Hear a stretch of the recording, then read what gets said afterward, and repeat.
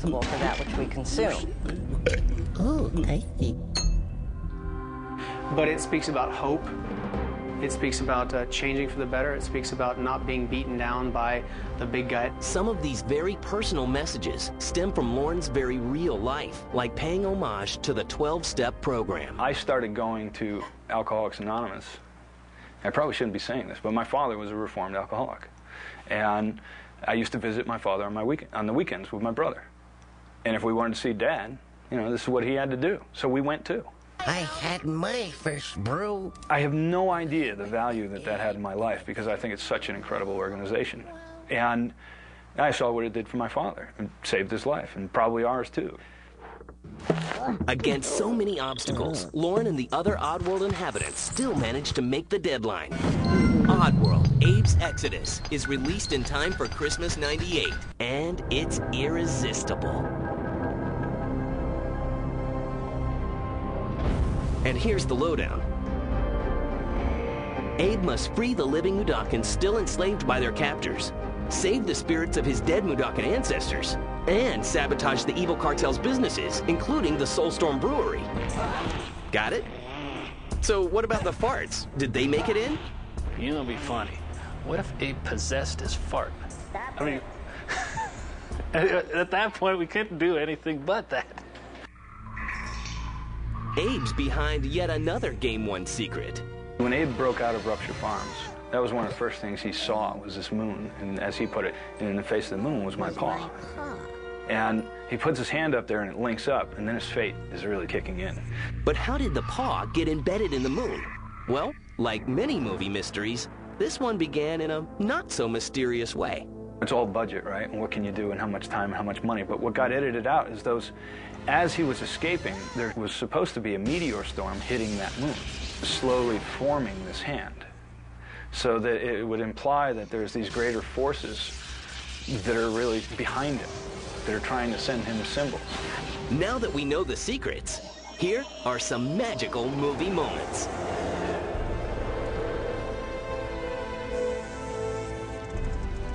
I'm a fan of the movies as well. I mean, I'm just as stunned as I could be. And their enthusiasm proves to be historical, coming to life on screen in more than 22 minutes of mini-movies. In 1999, they compose an animated short film from their movie game footage and submit it for an Academy Award. Would Abe actually get a chance to meet Oscar? And if he did, what in the world would he say? So we decided, why not? Our computer graphics, our movies, our cinematics in our games really are quite cool. And so we decided, let's submit it. Abe doesn't win the Oscar. So he ditches a career in movies and shifts his interest to music, landing himself a lead role in a German dance band's video. This isn't something someone's going to watch once. It's going to be every time they click on the TV and sit back and go, oh, here is eine Video. That's good. You kind of charge into it going, wow, this is something lots of people are going to see lots of times. The video becomes a huge hit, and Abe plants his spot as an international star. We interrupt this program. Coming up, Oddworld makes a decision that some fans say, I am screwed! And Abe gets a sidekick. He's a belcher.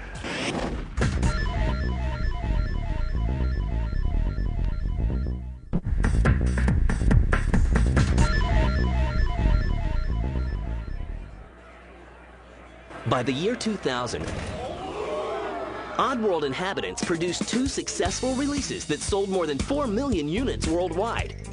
Their collection of odd characters were embraced by gamers everywhere. We did our games on the PSX for Sony, and they were great. They were really great supporters. We were very happy being with Sony. Yet that fall, Oddworld drops the bomb on their fans, News for you, Blue. announcing they've agreed to create future versions of the Oddworld quintology exclusively for Microsoft's upcoming Xbox. The Xbox is the content machine today. That machine is the machine that if creative minds are together, they can deliver better content on it. That's it.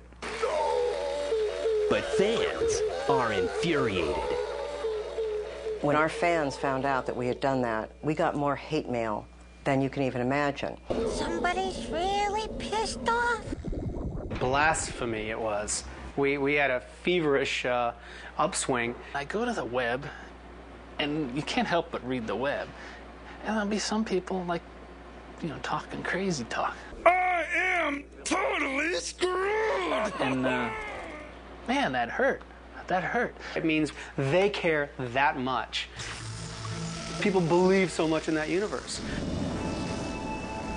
Can you imagine touching a human being so much to the point where they so believed in that character? They so identified with the world that we created. They so believed that Abe wouldn't do that. Abe wouldn't go there. Abe wouldn't react that way. For Oddworld, the changes are monumental. The crispness was kind of chilling. To get right up in the screen and kind of look for jagged lines or look for a time delay, you have your face kind of on the screen, just, no, Abe's still there, no, and then your hair would fall out. Oddworld Munch's Odyssey, the third game from Oddworld, premieres along with the Xbox for Christmas 2001. My name is Munch. And Munch, the lonely yet ambitious Gabbit, makes his debut appearance. He was the last one, so he really embodies sort of loneliness and loss. But he had to be distinguishable in a different way. When he goes, I can't find anybody. You know, when he'd say things like that, they'd just be like, oh, you know, and that's what we're trying to do, hit the heart, but in a twisted world. You've got a monoped with two hands and this huge head who's aquatic, and yet he's kind of a land animal too, and can speak, and he's got a radar on top of his head. You know, you have to feel for the guy. You gotta like the guy, or at least I like the guy. Hey, what's happening? Hello, Abe. Hey, Munch. He's a belcher. Great. We got our farter, and we got our belcher. Don't tell anyone. But it is funny. Dude, that's nasty. I mean, Munch is funny. Munch is another clueless character And it happened. that pulls your heartstrings because he's the last of his kind. He's a Gabbit.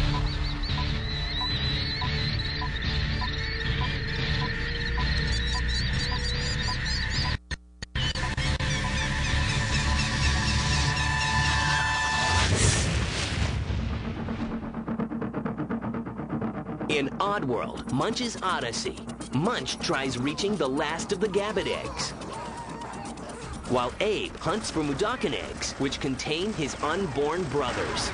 They must complete their quest before they're stopped and killed by the evil Vikers and Gluckins. Oddworld tackles yet another taboo issue by allowing Munch to occasionally use a wheelchair as his mode of transportation. Let's take something that we have an association with, and let's change that. Let's look at that association, knock it apart, put Munch in it, and make it a power-up. It's the best way to get around given what he has. Nothing wrong with that. So, again, something for people to kind of look at and go, this guy's really cool, this guy's really goofy, this is fun. But not all of Munch's assists come from a set of wheels.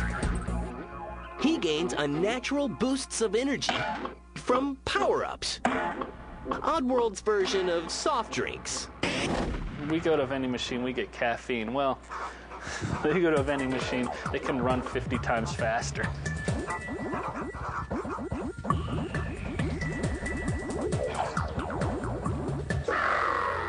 And Lorne takes a well-deserved moment to reflect on the magic of Oddworld.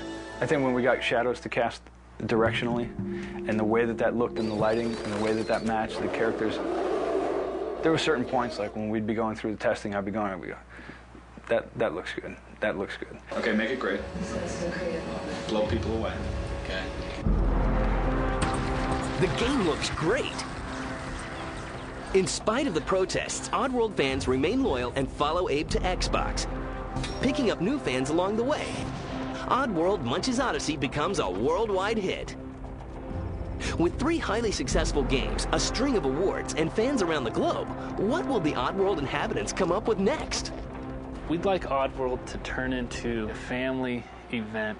It'll be like turning on The Simpsons. When you turn The Simpsons on, everyone sits down and watches. That's hilarious. Look! when you turn on Oddworld... Come on, Abe. We're right behind you. Right behind you. Right behind you, Abe. Okay. Here goes.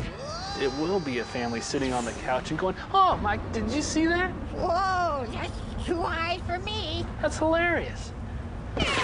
That's our future. Guys, that is sweet. A lot of, I think, what has to define Oddworld is creativity. And the day that it's not defining that for the public, I think we've got major issues. We have to see that we're getting stale before our audience does. Naked mud wrestling. No, I'm kidding.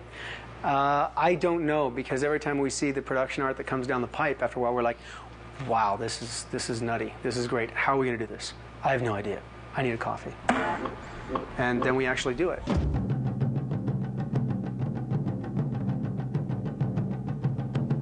We're going to create games as we move into the future where people won't debate what's the future of entertainment. They'll be like, no, video games are going to override motion pictures.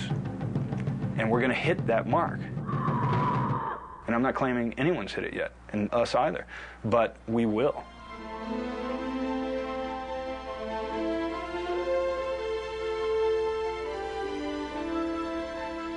They're going to be very surprised. Let me just say that. The next game that we're creating, I think, is going to be not what they expect.